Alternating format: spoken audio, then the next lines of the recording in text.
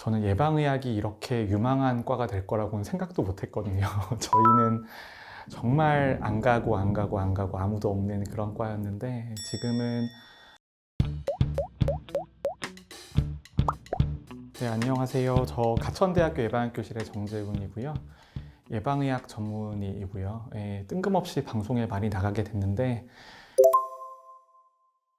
저희 윗세대 선생님들과 다르게 저는 대학 때부터 게임도 되게 많이 하고요. 인터넷 커뮤니티 1세대라고 볼 수 있어요. 그래서 인터넷 커뮤니티에 되게 우호적이고 되게 굉장히 거기서 이제 사람들이랑 이야기 나누는 것도 좋아하고 글 쓰는 것도 좋아하고 그러다가 오랫동안 남아있는 커뮤니티가 있는데 그 커뮤니티가 게임 커뮤니티예요. 그 게임 커뮤니티에 이제 친한 사람들이 감염병 위기가 있으면 너무 불안해하니까 거기에 대해서 익명으로 글을 되게 오래 썼어요. 의사이긴 한데 이제 소속이나 이런 것도 안 밝히고 글을 한 2, 3년 정도 썼었죠. 2, 3년 정도 썼었는데 그러다가 이제 독감 백신 접종 후 사망 논란이 생기면서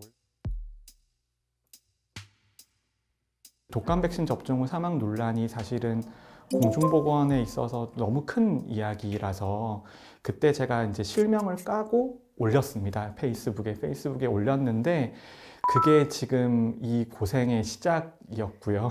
지금 엄청 후회하고 있어요. 끝까지 그냥 익명 속에 남아 있을 걸.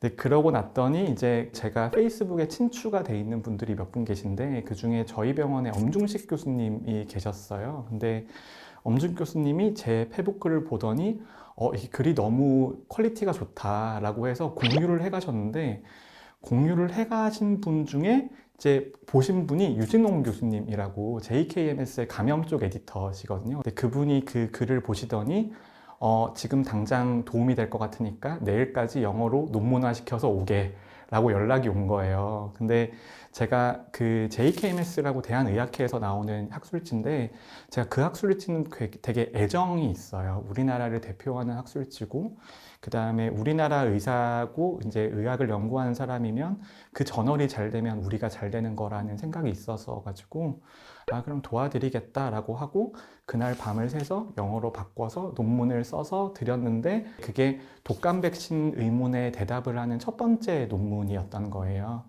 그래서 그렇게 되면서 이까지 왔습니다. 근데 갑자기 다음 날부터 뭐 홍보실 통해서 뭐 공중파에서 인터뷰가 온다거나 뭐 중계차가 온다거나 굉장히 신기한 일들을 많이 겪었고요. 처음에 한두 달은 되게 재밌었어요. 한 번도 겪어보지 못한 세상이니까. 근데 그러다가 2달쯤 지나고 나서부터 일이 굉장히 잘못됐구나, 일이 심각하게 잘못이 됐고 이제 참 돌이키기가 너무 어렵구나라는 걸 알게 됐습니다. 네. 제가 페이스북의 용도는 뭐였냐면 순전히 저희 연구실에 논문을 올리고 저랑 같이 일하는 교수님들한테 우리 랩에서 이런 논문이 나왔어요 라는 걸 보여드리는 그런 목적으로 이제 올렸었어요. 많은 분들이 읽으신 거를 가정하고 글을 올린 거는 이제 독감 백신 접종 후에 그때부터는 이제 그걸 가정하고 올리게 된 거죠. 가끔씩 항체 치료제 관련 글이나 뭐 항원 항체 이제 신속 진단 검사 같은 것들을 글을 올리게 되면은 욕 문자랑 욕 메시지도 진짜 많이 오고요. 아스트라제네카 백신 안전하고 맞으세요 라고 하면 이제 너나 맞아라 이런 그런 것들이 오고 저는 이제 학교 메일을 안 쓰거든요. 학교 메일 안 쓰는 이유가 학교 메일은 제가 들어가기가 무서울 정도로 너무 심한 게 많이 와요. 네, 근데 그 처음에는 좀 약간 무섭다가 나중 되니까 오늘 들어가 보면 어떤 참신한 메일이 와 있을까라고 약간 기대되기도 하고 세상이 좀 더 좋아졌으면 좋겠어요. 저는 진짜 이렇게 말하면 사람들이 뭐야 뭐 이상한 소리 하고 있어서 그러는데 저는 예방의학 하는 이유는 딱 하나입니다. 그냥 세상에 도움이 되기 위해서 하는 거예요. 레지던트 때는 전 진짜 너무 불성실한 사람이었거든요. 근데 저는 예방의학 레지던트나 수련하는 과정에서 내가 이 일을 왜 해야 되는지를 전혀 몰랐어요. 그러니까 그냥 뭐 그때 좀 흘러 예방의학 왔고 그 다음에 뭐 공부하고 했는데 저는 군대 가서 군의관 있으면서 정말 저는 제 인생의 굉장한 터닝 포인트였거든요. 근데 거기서 이제 감염병으로 죽는 병사들도 보고, 그 다음에 현장이 열악한 것들도 보고, 그리고 제가 군의관이지만 그 중앙정책부서에서 일을 하면서 내가 조금만 더 열심히 일을 하면 실제로 개선되는 것도 눈으로 볼 수도 있고요. 그래서 군의관 하면서 일의 보람, 아니면 뭐 사명 그런 것들을 많이 느끼게 됐고요. 제가 할 수 있는 일들이 실제로 한두 명의 죽음, 한두 명의 생존으로 나타날 수 있다고 생각을 해서 저도 나름 의사로서 일을 한다고 생각해요. 세아려 본 적은 없는데요. 제가 계산을 한번 해볼게요. 이게 공중파는 한 100번 정도 된 것 같아요. 근데 라디오는 제가 안 가리고 해드리거든요. 근데 그냥 전화 받아드리면 되니까. 요즘에는 평균 기자분들 전화가 하루에 30통? 많이 온 날은 100통 정도? 제가 페북에 글을 되게 열심히 올려드리잖아요. 그 이유 중에 하나가 제 입장은 여기에 다 정리가 되어 있으니까 이거 보고 기사를 쓰시면 됩니다. 라고 이제 매일매일 이슈가 있을 때마다 정리해서 올리는데 그래도 의문이 다 해소가 안 되시나 봐요. 네. 전화가 굉장히 많이 오고요. 근데 전화 오는 거는 저는 뭐 당연히 받아들이는 게 제 의무라고 생각을 하는데 가끔씩 이제 힘들 때도 많죠. 일할 때나 뭐 2시간짜리 회의 끝나고 나오면 부재중이 열 몇 개가 걸려 있는데 기자분들의 패턴을 너무 잘 알게 됐어요. 오전 마감 시간, 오후 마감 시간, 그 다음에 일요일 저녁이 되면 항상 밀린 일을 하셔서 기사를 올리시는구나. 그 다음에 인사는 언제 하시고 어디로 가시고 뭐 그런 것들을 굉장히 잘 알게 됐습니다. 외부 TV 출연 같은 거 하는 거는 인상고가 승진하는데 반영이 안 되나 봐요? 네, 전혀 없습니다. 전혀 없고요. 병원에서 뭐 고맙다, 뭐 수고하고 있다 그 정도의 인사는 받는데요. 왜냐하면 이제 이거는 저희 전공과 관련된 이야기인데 예방의학과 의사는 병원 입장에서는 매출이 나는 존재는 아닌 거잖아요. 병원과 학교 입장에서. 그래서 다른 교수님들 계시면 그 교수님들은 연간 뭐 몇십억의 가치를 창출을 해내는 건데 어떻게 보면 기초교수라는 거는 의사긴 하지만 그런 병원에 직접적인 수입을 가져다 주는 존재는 아니거든요. 아무래도 좀 그런 면이 있죠. 근데 그래서 좀 더 자유롭게 다닐 수도 있는 거고요. 네. 병원에서 불만이거나 욕하는 목소리는 없습니까? 아직까지는 다행히 없고요. 왜냐하면 제가 논문을 그래도 우리 병원에서 제일 많이 쓰는 사람이거든요. 그래서 제가 학술적인 실적도 계속 나오고 있기 때문에 아직까지는 없는 것 같아요. 근데 이런 식으로 점점 더 바쁘게 살면 저희 직원들이 욕을 하죠. 네, 밖에 돌아다니면 이제 저희 직원들을 많이 못 챙기니까요. 네. 저희 이제 아내는 감염병 지원단에서 일을 하거든요. PhD 일을 하는데 이제 행정 업무를 인천광역시에 총괄을 하는 거예요. 근데 저도 이제 정부 일이랑 지자체 일도 도와주고 제 연구도 있다 하다 보니까 사회적 거리두기 단계가 증가가 되면 저희도 일이 늘어나거든요. 근데 그렇게 되면 이제 육아 관련된 시설들은 문을 닫게 되잖아요. 저희 일은 많아지는 시점에 보육이나 교육 관련된 시설들은 문을 닫으니까 우리 애는 누가 봐준가?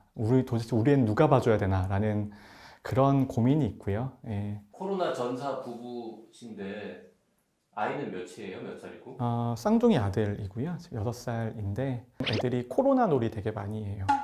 그래서 엄마 아빠 뭐 하는 사람인지 물어보면 코로나랑 싸우는 사람이라고 하거든요. 코로나랑 싸우는데 키보드를 쳐요. 나는 코로나랑 싸우고 있어! 라고 하면서 이제 집에 있는 키보드를 막 치는 거예요. 근데 사실 그게 정답이죠. 뭐 저희는 키보드로 싸우고 있으니까.